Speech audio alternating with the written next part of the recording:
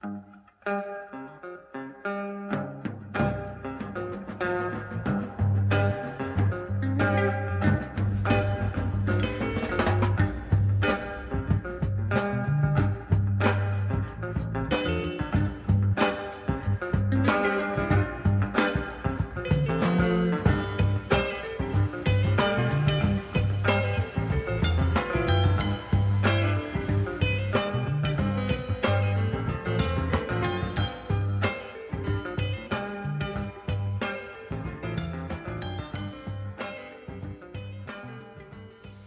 everyone, welcome to the Beer Advocate Virtual IPA Fest. My name is Jeff Hancock, co-founder and brewmaster and president at the DC Brau Brewing Company in Washington, DC. I'm going to take you through a little virtual tour of the brewery space today, give you a little history of the company, and then we're going to taste some beer. So first off, DC Brau was the first packaging brewery since 1956 to open and operate in the district proper.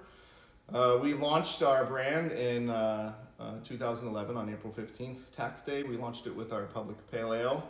Then we soon added on more beers to our flagship lineup, the Citizen Belgian Pale Ale, Corruption IPA, Pen Quarter Porter, most recently Joint Resolution and Brau Pils. And we continue to produce, tons of beer here in DC. We've also added some hard seltzers to our product mix as well. It's been doing very well for us. We are still at our original location. We originally opened up with about 6,600 square feet. We now occupy a little under 50,000 square feet. Like I said, we do all our packaging, kegging, canning, everything is done here right in Washington, D.C. at this original facility. Now we're gonna get into kind of the virtual tour portion of the video.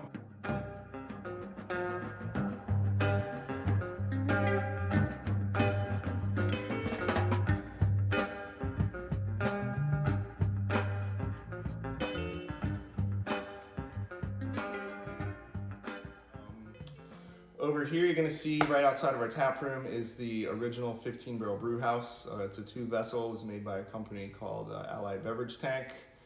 Consists of a mash lauter ton combination vessel and then a kettle whirlpool combination vessel. Gets fed by a hot liquor tank, essentially hot water. From there, we started out with 4 30-barrel fermenters, conical fermenters, which you can see over here on the right. And then we had 2 30-barrel bright beer tanks for packaging. We quickly realized an immediate demand for the brand, and about 6 months after our initial launch, we reinvested and got some more equipment. We started expanding so we could make larger batches in the 60-barrel fermenters, as you'll see, as we kind of walk around through the brewery.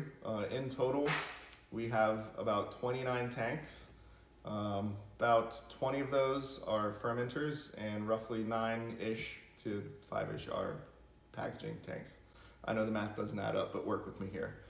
We also have a Wild Goose canning line. It is an older model that they now refer to as a legacy model, but all the beer and hard seltzer we produce here at DC Brau gets packaged through this canning line and kegged through here at the brewery as well. There's also, we've added some clarification equipment over the years. We have a nice centrifuge that ensures very clean, high quality filtered beer. There's also beers that we don't filter, like our Hazy IPAs, similar to the one that you'll be drinking today, the Sticky Find Hazecore IPA. And that moves us on over to the new brew house area. This was also a recent addition for us about little over 3 years ago. It's a 4-vessel, 40 hectoliter GEA brew house manufactured and fabricated in Germany. It's been a great asset to our production space here at the brewery. We experienced rapid growth a couple years ago, and this brew house allowed us to keep up with that rapid expansion. It consists of a separate mash vessel, a separate lauter vessel, a separate kettle, and a separate whirlpool. It has capabilities to do decoction style mashing and step infusion mashing. We're very excited about getting some decocted beers out to the masses at some point this year. I'm thinking about doing it with our Oktoberfest that comes up in September, early August, around that time frame. And then we're going to move over to our barrel area. We've recently expanded the barrel area Within the last couple of years, it started out pretty innocent with some, barrels here and there from local bourbon and whiskey producers, and it's quickly expanded into hunting down, Traverse City whiskey barrels, Elijah Craig barrels, things of that nature. We currently have an English barley wine aging in barrels. We have our annual barrel aged product, Wake Up in the Future. That's our super high ABV, high octane imperial stout. It's also aging in the wood for at least a year. We also have a German-style Doppelbock called the Legislator that's been aging in the wood for a year. We also have some neutral white oak barrels that are for our sour barrels, our funky barrels, dirty barrels, whatever you like to call them. But we keep the two separate so they don't kind of cross-contaminate one another. Coming out of the sour barrels, we have a new beer line called Harmonious Funk that's in 500 milliliter bottles. We've got gone through about 3 versions in the series thus far. We're getting ready to release numbers 4, 5, and 6 very shortly over the coming months. This takes us to our lab area. Being one of the first breweries or the first brewery in DC, we thought it very fitting to add a lab component when we could. So we also have the largest lab as far as a production brewery goes in DC. We have PCR machines that allow us to do real-time detection of beer spoilage organisms and bacteria. We also have a spectrophotometer, which allows us to measure various statistics that we want to keep track of in the beer, like international bitterness units, IBUs, the colors of the beer, components of what makes up wort nutrients, free amino nitrogen levels, fan levels. We can do a whole host of stuff with that. We also have a little distillation rig, which allows us to distill beer to test for VDK levels to determine, how much diacetyl we have in a lager is, how much longer we need to wait. That also allows us to do some preliminary, alcohol content checks of the beer through other distillation methods. And we prepare all our media in-house. We, do all the pretty common slants. We work with WBA media, PMDA, WLD, Sue's lactic acid bacteria, the list goes on. We do a lot of testing. You might want to edit a lot of those other things out, just saying. And that brings us to the tasting portion of our space.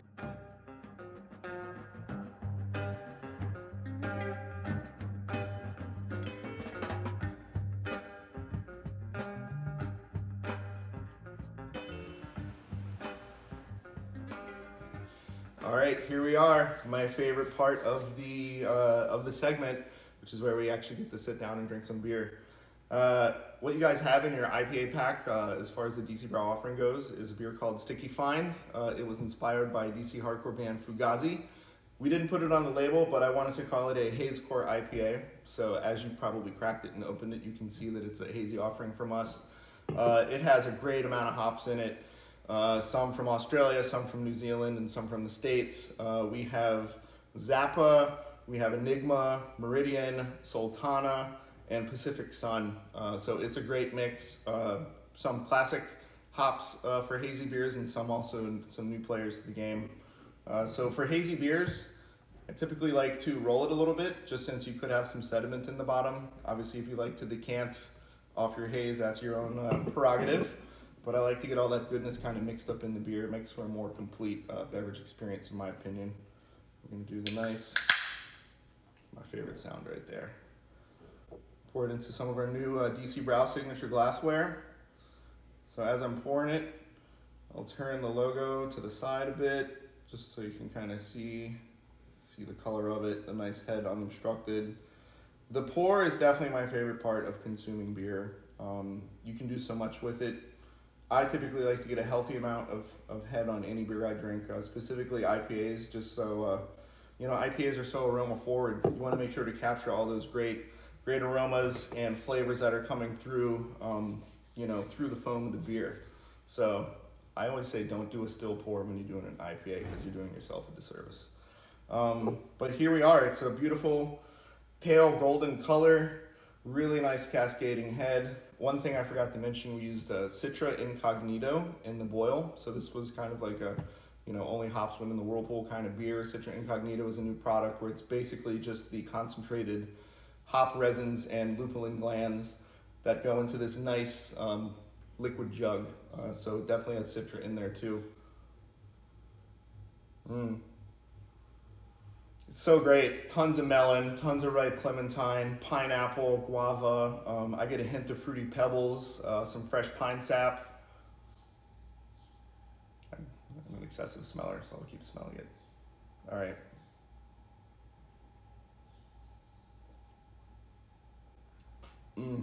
So delicious. Super nice mouthfeel. Very nice and pillowy. Super soft. We use a lot of flaked oats and wheat in this beer. It was virtually half the grist. The other half was, malted 2-row barley from one of our bulk malt silos. A little bit of acid malt in there to kind of correct the pH. But ultimately, a super drinkable beer coming in just under 8%.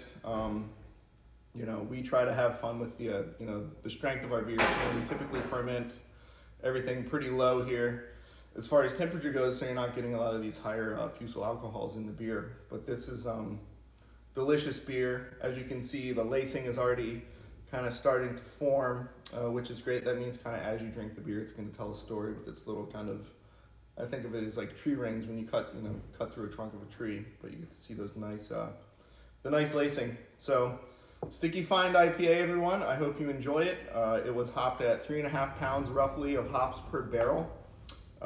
We pretty much brewed it exclusively for the Beer Advocate IPA Fest, so I hope you enjoy it. Cheers. Enjoy, everyone. Have a great fest. Stay safe out there.